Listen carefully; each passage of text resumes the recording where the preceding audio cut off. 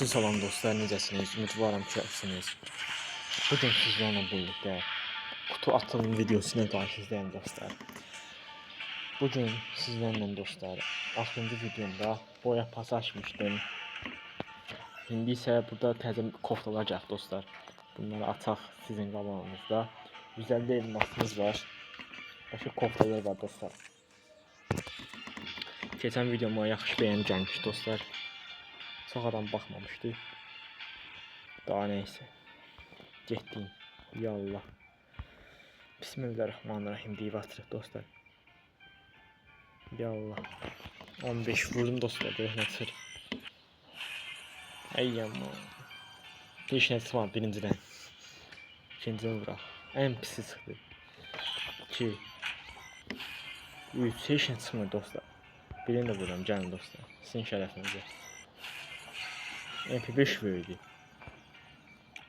Dostlar birini də vuraq. Bu vurana kim, çıxana kim atacağım dostlar. Heç nə çıxmadı. Bu da heç nə çıxmadı dostlar. Allah, buna da vurduk. Heç nə çıxmadı. Dostlar, vurun bunu. Onunu vurun, yoksa vurmayayım, siz bilin. Yallah. Bismillahirrahmanirrahim. Dostlar, onlu geldi.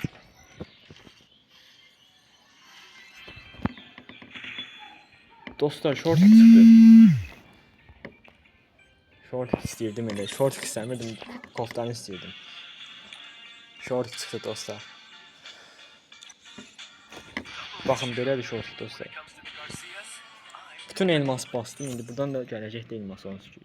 150 elmas gələcək. Onda inşallah vuralım. Neyse. Dostlar, siz bir onu yalnız fikirləyin. Bu videoya maksimum beğeni, like atın dostlar. Ben buna söyleyeyim. Kofta düzeldim.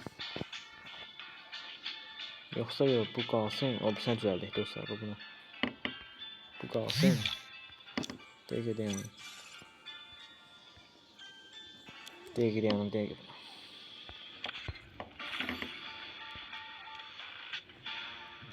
Bundan düzelteceğim. Değgi. Short tane. Bakın belədir dostlar. Umarım ki videomu beğenmişsiniz. Beğendiyse bir like atın, abone olun dostlar. Yeni videolar gələcək. Sağ olun. Salamat qalın dostlar. Sağ olun.